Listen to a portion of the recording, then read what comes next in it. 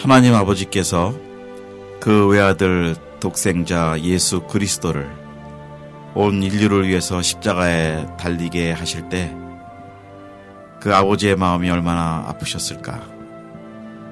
우리가 사랑하는 가족을 잃었을 때 그 슬픔을 우리는 경험합니다. 그리고 우리는 오늘 우리의 영적인 가족이었던 고 방효원 선교사님, 김윤숙 선교사님 부부와 우리 어린 두 자녀, 우리가 캄보디아의 선교 현장에서 하늘나라로 가는 그런 아픔과 또 아쉬움과 또 그 어려운 많은 일들을 우리가 지금 겪고 있습니다. 아마 현장에 계신 선교사님들, 또 현장에 캄보디아에 같이 선교사로 동료로 선교를 진행하셨던 모든 선교사님들도 사실은 지금 큰 패닉에 빠지지 않으셨을까 생각이 들고요. 또 동시에 우리 이 소식을 접한 모든 주의 사역자들, 또 성도들 한 분 한 분이 지금 너무 가슴 아픈 그 상황을 지금 맞고 있습니다. 오늘 이 시간에는 잠시 다시 한번 이 사건을 좀 돌아보면서 우리가 이 시대적 사명을 감당하고 있는, 이 선교의 사명을 감당하고 있는 이 시대에 우리 한번 같이 생각해 보실 수 있는 시간을 갖도록 하겠습니다. 그래서 오늘 이 스튜디오에 우리 지맨 선교방송 스튜디오에는 선교 없이 교회 없습니다. 우리 강의해 주시는 방송 선교신학을 강의해 주시는 우리 방동섭 교수님, 우리 목사님 이 자리에 함께 하셨습니다. 안녕하세요, 교수님. 안녕하세요. 예. 네, 반갑습니다. 예. 네, 그리고 또 이 시간에 우연히 우리 LA를 이렇게 방문해 주고 계시는 우리 창의적 접근 지역에서 27년, 28년째 사역을 하고 계시는 우리 장동건 선교사님, 우리 장동건 배우는 아닙니다만 장동건 선교사님, 또 이 자리에 LA를 지나시면서 또 한 자리에 함께 하시게 됐습니다. 우리 장동건 선교사님 안녕하세요. 네, 안녕하세요. 반갑습니다. 네. 네, 그리고 또 동시에 우리 미주에서 이제 신앙생활을 열심히 하시고 특히 선교에 관심이 많으신 우리 평신도 한 분, 선교에 헌신되신 우리 CJ 리 집사님을 또 한번 같이 우리 좌담에 모셨습니다. 안녕하세요, 집사님. 안녕하세요. 반갑습니다. 네. 자, 이제 우리 참 어려운 마음들을 다 오늘 내내 갖고 계시는 거로 아는데, 자, 이 사건에 대해서, 이 개요에 대해서는 다들 이제 들으셨을 겁니다만, 제가 간단하게 개요를 말씀드리고 이제 한번 저희들이 이 나눔을 시작해 보겠습니다. 그 6월 18일 화요일 오후 1시 30분 캄보디아 시간입니다. 거기에서 인터서브 코리아 소속 그 방효원, 김윤숙 선교사님 가정이 그 2년간 그 적응 훈련과 언어 훈련을 마치고 이제 CM립으로 프놈펜에서 CM립 사역지로 발령을 받고 그 차를 타고 운전을 해서 이사를 가시던 중 온 가족이 그 지역은 깜뽕톰이라는 지역 근방에서 그 중앙선을 넘어서 달려오는 고속버스하고 그 차가 충돌을 해서 그 자리에서 소천을 하시게 됐습니다. 그래서 그 방효원 목사님, 또 사모님, 또 자녀들 중 네 아이들 중에 두 자녀가 그 자리에서 함께 소천하였습니다. 그래서 이제 이 개요인데요. 이 소식을 들은 저희들은 어제 하루 정말 너무 가슴 아프고 힘들고 어려운 시간을 보냈습니다. 자, 이제 이 일들에 대해서 우선 우리 장동건 선교사님께서 그 현지에 계시고 또 영적 싸움이 치열한 그 사실 창의적 접근 지역에 계시면서 또 동시에 이제 선교계 또 리더의 한 분으로서 이런 일들을 당하실 때 뭐 그동안 27년 동안 당하셨던 그 옆에 있는 일들이나 많이 있으셨을 텐데 이번의 일들에 대해서 간단하게 좀 선교사님 입장에서 어떻게 이거를 해석하고 보시는지 한번 말씀 좀 해주시죠. 네. 이제 이런 일들은 선교지에서 수시로 일어날 수 있죠. 그리고 모든 선교사님들이 저희를 포함해서 이런 위험에 노출되어 있다고 봐야죠. 그런데 이제 우리가 선교하러 가야 되는 그런 모든 지역들이 대체적으로 이렇게 열악하죠. 교통 환경이라든지 자동차 사정이라든지 도로 사정이라든지 교통 질서를 잘 안 지킨다든지 이런 모든 부분들이 열악하고 또 이제 정리가 안 돼 있는 셋업이 안 돼 있는 그런 지역이다 보니까 이런 위험은 더 클 수밖에 없는 거죠. 그래서 저희 있는 지역도 마찬가지지만 아마 그 캄보디아 이쪽 지역도 아마 동일할 겁니다. 그러니까 선교사님들이 이런 모든 위험에 노출되는 상황에서 이렇게 이런 일이 벌어진 거에 대해서 정말 마음에 깊은 아픔과 안타까움과 유감을 표할 수밖에 없죠. 참 슬픈 일입니다. 네. 자, 이런 선교사님들의 마음을 이제 대변하셨는데 현장 선교사님들도 그러실 텐데 또 한편에는 이제 우리 담임 목사님 입장에서 뭐 선교학적 학자의 입장보다도 우선 선교사들을 파송하고 또 돕고 하는 그 담임 목사님의 입장에서는 이런 일들을 어떻게 보시는지 우리 방동섭 교수님, 목사님 말씀 좀 해 주시죠. 예, 너무 가슴 아픈 일이 일어났고요. 우리 교회들이 이렇게 선교 현장이라고 하는 것은 언제나 위험에 노출돼 있고 특별히 초기 선교 환경과는 달리 요즘 이 아시아 지역에도 자동차가 급증하면서 이 교통 문화가 채 성립이 되기 전에 자동차 숫자가 늘어나면서 도로는 좁고 또 운전을 과속하고 또 어떤 때는 교통법규라든지 이런 것들을 지키지 않으면서 운전하기 때문에 선교사님들이 교통사고에 노출된 그런 상황입니다. 그래서 이제 교회들이 그 선교사를 파송하고 이런 사건이 일어났을 때 어떻게 해결을 하고 또 어떻게 도와야 될지 좀 심각하게 생각을 해야 되는 그런 일이 아니었는가 생각이 되면서 우리가 능동적으로 이런 사건들을 접하고 대처하기 위해서 어떤 준비를 해야 되고 또 어떻게 도와야 되는지에 대한 생각을 깊이 하는 그런 기회가 된 것 같습니다. 네. 자, 우리 두 분께서 이제 담임 목사님 입장에서 또 현장 선교사님 입장에서 이렇게 말씀을 해 주셨는데 자, 우리 지금 성도님들이 이런 선교사님들의 이런 안타까운 이런 소식을 들을 때는 일반적으로 어떻게들 생각하시나요? 우리 이 집사님, CJ 리 집사님께서 말씀해 주시죠. 예, 우선 너무 힘들고 안타깝고 슬픈 일이 벌어졌는데요. 저희들 같이 깊은 신앙을 아직 가지 못한 이런 평신도 입장에서는 과연 하나님의 뜻이 어디에 있는 것일까? 그러면서 약간 혼란이 오는 그런 일이 있죠. 그래서 일단 인간적으로 너무 불쌍하고 힘들고 이렇게 선교지까지 온 식구를 데리고 가서 이제 시작하시려는 사역을 선교 사역을 시작하려는 그런 선교사님 가정에 어째서 이런 일이 일어났을까 뭐 이런 생각을 사실 하게 되는 것 같아요. 네, 그러니까 그 신앙적인 질문, 신학적인 질문이 우리 평신도들한테는 이제 생기게 되시는 거군요. 네, 그렇습니다. 네. 자, 그렇다면은 우리 이런 일들을 그 선교 현장에서 이제 이렇게 볼 때 리더로서 이제 초임 선교사님들을 이렇게 또 지원하고 또 좀 돕고 하는 입장에서 볼 때는 어떻게 이 안전 문제를 이렇게 다뤄야 되는지 우리 장 선교사님께서 한번 좀 말씀을 해 주시죠. 네, 참 어려운 그 문제인데요. 우선 이제 스스로 다른 방법보다는 우선 스스로 이제 안전 문제에 대해서 철저하게 점검하고 준비하고 또 계획을 세워야 될 것 같아요.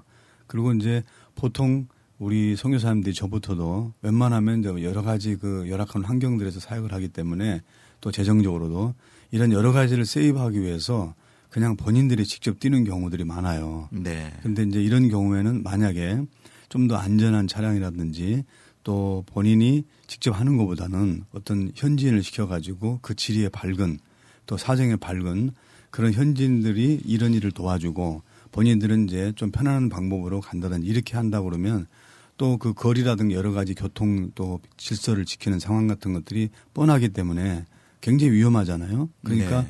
그런 것들은 미리 이제 스스로 준비해가지고 하는 방법이 좋지 않았겠나 하는 생각이 또 들고 또 본인이 만약에 이제 직접 운전해서 가야 되는 그런 상황일 경우에는 안전 문제를 철저하게 이제 따져봐야 되겠죠. 그리고 네. 차가 많은 시간을 피한다든지 뭐 여러 가지 방법이 있겠죠. 네.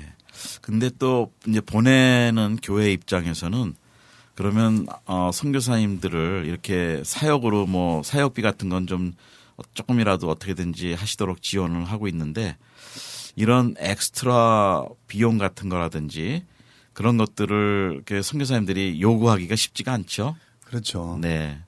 그래서 그런 입장에서 볼 때 우리 방동섭 교수님께서는 이제 선교사님들을 많이 파송하셨는데 이럴 때는 선교사님들에 대해서 어떻게 뭐 지침이라든지 선교사님들이 좀 교회에다가 그 좀 지원할 수 있는 걸 요청하다든지 그런 거를 받아보시는지요? 사실은 선교사님 숫자가 많이 늘어나면서 교회가 이 선교사님들에 대한 그 대책이 사실 미흡한 점이 많은 게 사실입니다. 우리 한국 교회가 양적인 선교, 이 볼륨은 커졌지만은 이 질적인 선교, 특히 선교사님들의 그 후원이나 또 그분들의 이런 이머전시 케이스, 이 비상 사건이라든지 이런 일이 일어났을 때 어떻게 도와야 될지에 대한 경험도 많이 부족하고 사실은 정책적으로도 지금 아직 정립이 좀 잘 안 돼 있는 그런 상황인데 저는 개인적으로 우선 선교사님들이 이제 주로 다 페이스 미션, 이 믿음 선교를 하시다 보니까 그런 생각들은 많이 못 하시지만은 저는 파송 선교사님들 경우에는 누구든지 기본적으로 생명보험은 들어야 된다. 네. 왜냐하면은 그것이 본인을 위한 보험이라기보다는 혹이라도 그 자녀들이 생존했을 때 네. 그들이 조금이라도 도움을 받을 수 있는 길을 우리 마련하는데 생명보험은 그렇게 비싸지 않거든요. 네. 기본적으로 생명보험을 우리가 들을 수 있어야 되고 그리고 교회가 지금 다 재정적으로 충분치 않다 보니까 이제 선교비 보내는 정도로 이제 만족을 하고 다른 대책을 세우지 못하는 가운데 있는데 교회가 물론 이제 선교 단체에서 선교비들을 받아서 선교사님들을 위한 후생 복지를 위해서 행정비라든지 그런 부분들을 조금 그 세이빙하는 거는 제가 알고 있습니다. 근데 개교회 차원에서도 만일의 사태를 위해서 선교사님들에 대한 비상 그 펀드를 정립해 나가는 부분이 필요하다 하는 게 우리가 사태라는 거는 안 일어나면 좋지만은 우리 인생살이가 어떤 일이라도 다 일어날 수 있고 특별히 선교 현장은 어떤 상황도 다 예상할 수 있는 거기 때문에 그런 준비를 이제 해나가는 준비된 선교가 필요하다. 이제 그렇게 저는 보고 있습니다. 네. 그럼 이제 선교사들을 보내고 나서 그 교회들이 지금 재정이 어려워서 더 뭐 엑스트라 케어라든지 이런 거를 지금 못하는 상황이 많다고 지금 말씀하신 거죠. 예. 갈수록. 자, 그러면은, 이 평신도 입장에서는 교회 재정이 지금 약해지고 어렵고 할 때 선교사님들의 니드는 더 많아지고 그러는데 우리 교회에서 지금 선교부 사역을 섬기는 우리 집사님 입장에서는 어떻게 현실적으로 교회 안에서의 보는 관점은 어떠신가요? 저도 이제 선교부장을 맡고 있는데요. 요즘에 경기가 나빠지면서 그동안 서포트하던 그 선교사님들에게 보내던 선교비가 줄어드는 것이 사실 현실이거든요. 그리고 또 지금 이 일을 통해서 제가 참 느끼는 거는 정말 네 분은 천국으로 가셨겠지만 남아있는 그 두 자녀는 과연 어떻게 될 것인가 참 걱정이 되고요. 물론 뜻 있는 귀한 분들께서 우리 이 두 어린아이들을 이제 어답트를 하시고 더 잘 키워주셔서 정말 그 애들이 커서 그 부모님들의 뜻을 이어받을 수 있는 귀한 그런 일이 날 거라고 저는 믿지만 이 일을 통해서 제가 또 다시 한번 또 느끼는 거는 뭐냐면 지금 저희들이 이렇게 서포트하는 선교사님들을 생각하면서 저는 항상 무슨 생각을 했냐면 그럼 그 선교사님들이 이제 은퇴를 하시면 과연 그 이후에 생활은 어떻게 되실 것인지 그건 또 미래 얘기지만 당장 이제 대학 가는 자녀들 학교 가는 자녀들은 어떻게 해야 되는지 참 그런 것들이 너무 힘들게 저한테는 다가와요. 왜냐하면 저는 평신도로서 그냥 내 삶을 지킨다고 만 생각하지만 선교부에서 선교부장의 입장에서 우리 서포트하는 여러분의 선교사님들을 생각해 볼 때 그런 것들이 끊임없이 저한테 이제 질문으로 들어오는데 현실적으로 저희들이 그거를 각 개교회가 구체적으로 해결하지는 못하는 것 같아요, 현재. 네. 그래서 어떤 방안이 어떤 전체적인 아니면 교단적인 입장에서 나와야 되지 않는가. 네. 근데 현장에 계시는 우리 선교사님이 이게 교회가 이렇게 충분히 서포트를 못한다. 마음은 있지만 그럴 때 또 나름대로 선교사님들 자신이 해결책을 좀 대책을 만드는 것도 필요하겠죠. 어떻게 생각하시는지요? 그렇죠. 네. 그러니까 이런 문제가 이제 어떤 아까 이제 우리 방 교수님도 기본적인 생명보험 들어놔야 된다 이 말씀을 해주셨는데 참 그렇게 해야죠 당연히. 근데 이제 많은 선교사들이 무슨 저부터도 아마 그런 것들이 잘 제대로 안 돼 있는 그런 거로 알고 있고 이제 우리 한국 교회가 24,000여 선교사를 파송하고 전 세계에 우리 선교사들이 다 들어가 있는데 그런데 이제 선교사를 이제 많이 보내긴 했지만 이제 우리 좀 더 성숙해져서 좀 더 선교지와 그 선교사들을 신뢰하면서 그 전후방 쌍방 간에 어떤 그 위기 관리 시스템 멤버 케어라든지 후생 복지 같은 부분들이 좀 더 이제 성숙하게 준비가 좀 확고하게 또 돼야 되지 않겠나. 그리고 이제 말씀하셨던 아까 은퇴 문제라든가 또 사후 문제 또 그 후에 자녀들의 어떤 계속 교육 문제 같은 이런 일까지 만약에 이제 후생 복지 부분까지 제대로 잘 준비된다고 하면 얼마나 좋겠어요. 그러니까 지금 이제 여러 가지 현실적인 상황은 이제 교회들이 어렵고 경제적으로도 또 교회 성장도 좀 멈춰 있는 듯하고 그러니까 이제 선교사들은 많이 나가고 이제 부담은 계속 늘어나는데 과연 이것을 어떻게 풀어야 될 것인가 이런 것들을 이제 우리 전문가 집단에서도 또 우리 교회 리더십 분들에서도 이것을 이제 잘 연구해서 기도하면서 이거 하나씩 해결해 나가야 되지 않겠는가 이게 굉장한 화두인 것 같습니다. 네. 근데 교회가 이제 어렵다 말씀들이 많이 나오잖아요. 그런데 과연 성도들 개인적으로 볼 때는 물질적으로 또 좀 여유도 있는 분도 있고 그 뭐 개인적으로 좀 지원을 하실 수 있는 능력도 있는 분들도 있고 그런데 이게 교회로 그 선교비가 모이지가 않고 올라가지가 않는 것도 하나 문제가 있는 것 같아요. 그런데 예. 우리 성도님들을 어떻게 하면 좀 여유가 있고 지금 하나님이 주신 축복이 나눌 수 있는 그 동원을 할 수 있다면 우리 담임 목사 입장에서는 예. 어떻게 메시지를 도전하면 좋을까요? 지금 그 교인들의 입장에서는 여러 가지 생각을 하는데 사실은 교인들의 입장보다도 교회 리더들의 생각이 더 문제라고 저는 보고 있습니다. 지금 뭐냐면은 결국 교회가 최근에 너무 교회를 새로 짓는다든지 또 무리하게 확장한다든지 이 하드웨어적 요소에 너무 많은 돈을 쓰고 있다 보니까 상대적으로 선교에 써야 될 자금이나 또 그런 부분의 여력은 없어지고 있거든요. 그래서 네. 제가 좀 이런 얘기를 해서 어떤지 모르겠습니다만은 이제는 교회가 조금 너무 지나치게 성전 건축을 하는 또 괜찮은 건물도 다 헐고 또 다시 짓더라고요. 네. 근데 그 이유가 옆에 큰 교회가 새롭게 건축을 하고 들어오기 때문에 준비를 안 하면은 교인을 다 뺏긴다. 이런 그 피해 의식과 위기 의식이 있기 때문에 경쟁적으로 교회 건축을 해야 되는 상황이 되고 또 물가가 다 올랐기 때문에 성전 건축도 옛날하고 달리 엄청난 돈이 들어가는 그런 상황이거든요.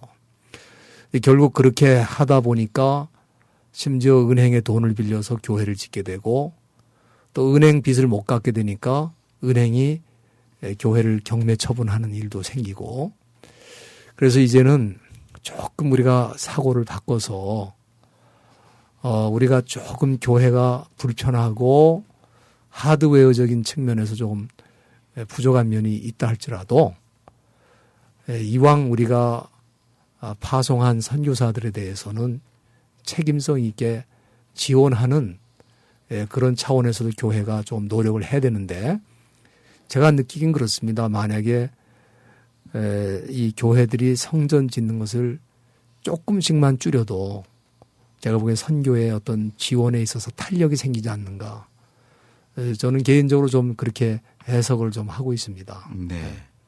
근데 제가 이제 좀 세상적인 그 요즘 유행하는 용어를 보니까 뭐 갑과 을 얘기가 한국 사회에서 많더라고요. 예. 그래서 보니까 선교할 때 보니까 교회는 갑이고 예. 을은 선교사님들은 을로서 항상 와서 눈치 봐야 되고 예. 매달려야 되고 뭐 하다못해 정말 잘못하면 예. 구걸까지 하듯이 예. 하는데 우리 선교사님 입장에서 이 어떻게 교회에 대해서 항상 이렇게 좀 눈치 봐야 되고 잘 보여야 되고 이래야만 좀 선교비가 나오고 연결이 되는데 그런 부분들을 현장에서 어떻게 느끼시는지요? 예, 마이크 가까이 대시고. 보통 이제 그런 분위기가 사실이죠. 그런데 이제 뭐 다 그런 건 아니고 이제 저 같은 경우는 이제 뭐 그런 거하고 좀 거리가 멀고 이제 정말 어떤 적절한 그 어떤 서로 섬기는 관계 가운데서 이제 서로 돕고 협력하고 이제 이런 거죠.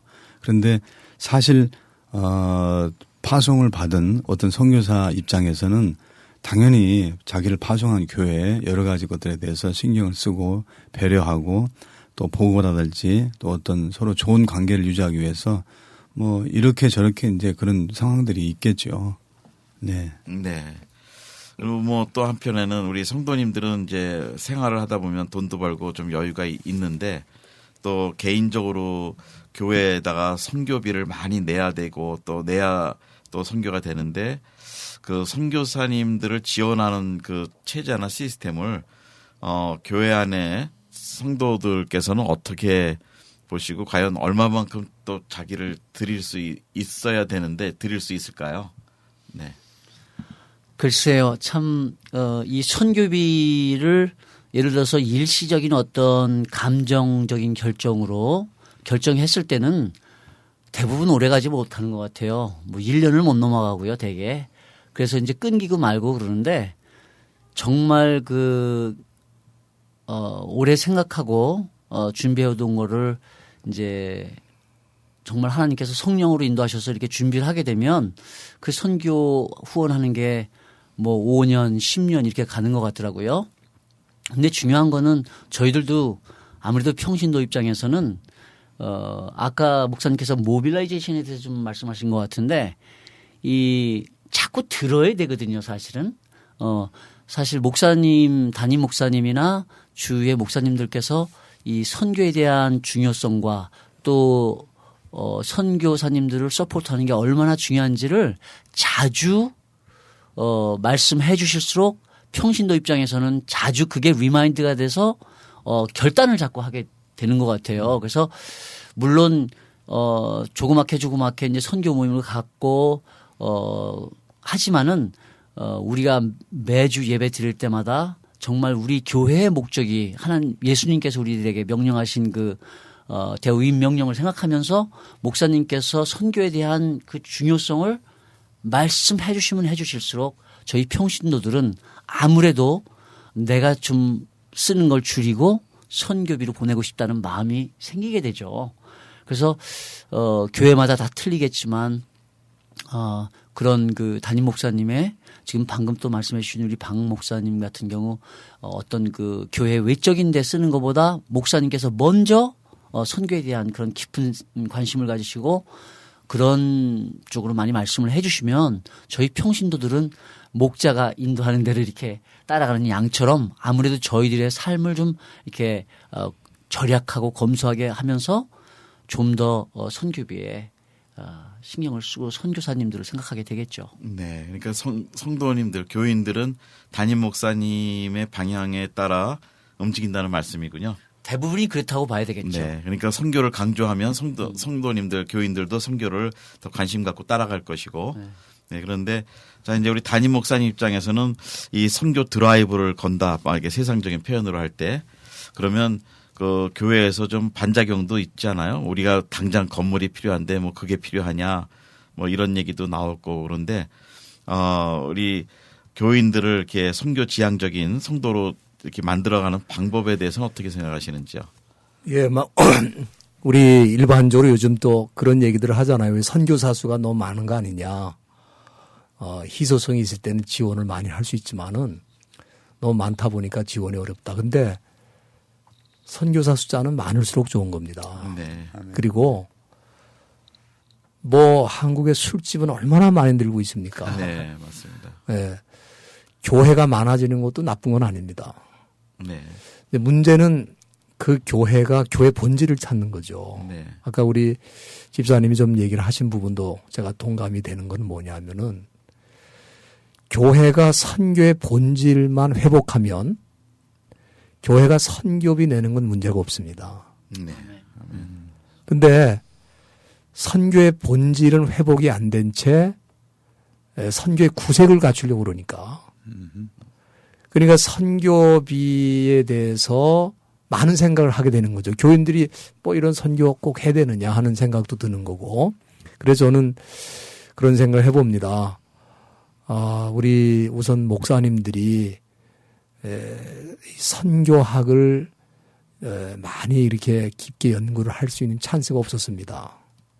그러다 보니까 이 선교에 대해서 오해하는 부분도 많이 있고 또 이해하셔도 개념 정리가 좀 안 돼 있는 부분도 있고 그래서 사실은 이 선교학적 훈련과 트레이닝이 굉장히 필요한 부분이 있고요. 우리가 이제 교회에서 1년에 한 번씩 뭐 재직 훈련이라고 그래서 꼭 재직 세미나를 하는데 그 재직 세미나 내용이 거의 대동소이하거든요. 조금 교인들의 입장에서는 이 재직 세미나 작년에 들은 얘기 또 듣는 거 아닌가 하는 생각도 좀 하고 그렇거든요. 그러니까 이제는 재직 세미나를 조금 차원을 달리해서 선교 세미나로 좀 바꿔서 예. 우리 재직들도 선교적 관점에서 재직을 하는 거고 또 교회론에 있어서 교회가 선교적 본질을 회복하는 게 어떤 건가 하는 문제도 좀 다루고 이런 훈련과 교육이 가면은 제가 보기에 우리가 조금씩 먹는 것 줄이고 뭐 명품 살 거 좀 명품보다 조금 아래 단계를 쓰면 되는 거고 그러면 선교비는 됩니다. 이게 안 된다는 게 문제죠. 이게 됩니다. 근데 되는데 안 되는 이유는 아까 우리 집사님 얘기한 것처럼 어떤 그 챌린지 이 선교를 우리 삶의 한 부분으로 자연스러운 교회의 어떤 모습의 한 부분으로 받아들이는 부분에 있어서 아직 훈련이 안 돼 있다. 그런 측면이 저도 있다고 생각합니다. 네. 네, 오늘은 우리가 캄보디아에 6월 18일 오후 1시 반에 그 프놈펜에서 시엠립으로 이사를 가시는 중에 교통사고로 소천하신 우리 방효원, 김윤숙 선교사님 네 분과 우리 또 함께 하늘나라를 간 두 자녀 방현율 또 셋째 방다현 이렇게 그 사건에 대해서 우리가 좀 그걸 통해서 생각을 해봤습니다. 아마 이 방송을 들으시는 분들도 많이 동감을 하고 계시는 부분도 있을 겁니다. 자, 이제 우리가 이것은 이런 사건을 통해서 마음 아파만 하는 것이 아니고 이제 한번 우리 자신을 돌아보고 지나가면서 앞으로를 위해서 또 이제 하는 일입니다. 우리 이제 끝으로 성도님들 입장에서 이제 우리 이 집사님 말씀해 주시고 성도님들한테 격려해 주시는 말씀해 주시고 또 선교사님으로서 선교사님에게 또 이렇게 격려의 말씀을 주시는 우리 장동건 선교사님 말씀을 해 주시고 또 우리 교역자 목회자로서 또 우리 같은 주의 종들에게 또 격려의 말씀을 해 주시고 끝으로 우리 방동섭 교수님께서 유족을 위해서 우리 또 현장에 같이 계셨던 선교사님들을 위해서 한번 마무리 기도를 해 주시고 마치도록 하겠습니다. 예, 저는 평신도 또 선교부장을 맡고 있는 입장에서 저희들의 삶을 정말 신앙 따로 삶 따로가 아니라 우리들의 삶이 정말 하나님께서 인도하시는 그런 삶으로 우리들이 살아나갈 때 정말 저희들의 프라이어리티 우선순위가 정말 하나님 나라 확장에 있는 것을 깨닫고 우리들의 삶 속에서 정말 선교가 얼마나 중요한지 저도 그것을 깨달은 지 얼마 안 됐지만 사실 평신도로서 내가 선교에 앞장서야 될 사람이라고 생각한다는 건 참 쉬운 건 아닙니다. 그렇지만 그 삶이 하나님께서 가장 원하시는 삶인 것을 깨닫고 저희 평신도들이 저희들의 삶 속에서 정말 검소하게 살고 재정적인 것이나 모든 하나님께서 주신 리소스 자원들을 이렇게 잘 세이브하면서 그것들을 정말 이렇게 가정과 모든 것을 바치시고 힘든 오지에 가신 그런 선교사님들을 서포트하시는 마음들이 성령님을 통해서 갖기를 원합니다. 감사합니다. 예, 이제 현장에 나가 있는 선교사로서 이제 어떤 부탁의 말씀을 드린다면은 후방 선교지나 또 저희가 나가 있는 전방 선교지나 그곳이 오지가 됐던 어떤 상황이든지 이제 어떤 교통사고의 위험은 어디나 있는 거죠. 그런데 이제 아무래도 선교지가 열악한 곳이 대부분이기 때문에 거기서 이제 교통사고가 일어나고 또 사고가 났을 때 어떤 빨리 처리된다는 부분들이 좀 이제 더디고 또 어렵고 또 전혀 될 수 없는 그런 것들이 대부분이니까 그랬을 때 이런 위험은 전방이나 후방이나 다 일어날 수 있다라는 거죠. 그렇기 때문에 정말 우리가 어떤 성숙한 믿음으로 후방에서 우리 교회 성도님들이 선교를 해서 기도하실 때 특별하게 한 가지 꼭 첨부해 주실 것은 우리 선교사님들의 그 건강, 가족들의 건강과 또 어떤 안전 문제를 위해서 꼭 기도 제목에 넣으셔야 된다라는 거죠. 그래서 후방에서도 기도해 주실 때 마찬가지지만 본인들도 그렇게 이제 그런 안전을 위해서 그렇게 기도하면서 조심해야 되지만 또 전방에 나가 있는 그 선교사님들이 대체적으로 많이 위험에 노출돼 있고 또 꼭 교통사고뿐만이 아니라 어떤 본의 아니게 교통사고를 당할 수 있거나 아니면 그 외에 안전사고들 또는 테러를 당할 수 있기 때문에 그런 문제들을 통틀어서 같이 총체적으로 기도를 해 주시고 또 중보해 주시고 또 관심을 갖고 그런 문제들을 어떤 시스템화적으로 해가지고 좀 조직적이고 구조적으로 좀 이게 준비할 수 있는 그런 시간이 속히 왔으면 좋겠다. 그런 기도를 해 주시면 감사하겠습니다. 네. 아멘. 예, 저는 개인적으로 우리 방효원 선교사님이 저하고 성이 또 같아서 또 이번 참 어려운 사고를 보면서 남다르게 느끼는 부분도 있습니다만은 아까 그런 질문도 있었죠. 이렇게 참 일찍 가셔야만 하는가. 이걸 우리가 어떻게 해석을 해야 되느냐 하는 그런 질문도 있었는데 제 친구 가운데 어느 목사님이 아기를 낳았는데 3개월 만에 세상을 떠났어요. 그러니까 위로할 말이 별로 없지 않습니까? 3개월 만에 떠났기 때문에. 그래서 제가 그 친구 선교사 오래전 얘기입니다만은 제가 그렇게 위로를 했습니다. 그 아이가 비록 3개월을 살았지만 3개월 동안 일하고 간 거다. 아멘. 그럼 무슨 일을 했느냐? 3개월 동안 이 아이가 살면서 생명은 하나님 손에 있다는 것을 가르쳐 준 거고 또 이 땅에 태어난 생명은 누구나 언제든지 갈 수밖에 없다. 우리 하나님이 이 땅에 보내셨고 언제든지 하나님께서 우리를 데려가실 수 있다. 하나님이 생명을 주관하시고 다스리시고 또 3개월 동안 아낌없이 그런 진리들을 우리에게 보여주고 한 것이니까 참 우리가 볼 때는 아쉽지만 그 나름대로 일을 하고 간 거다.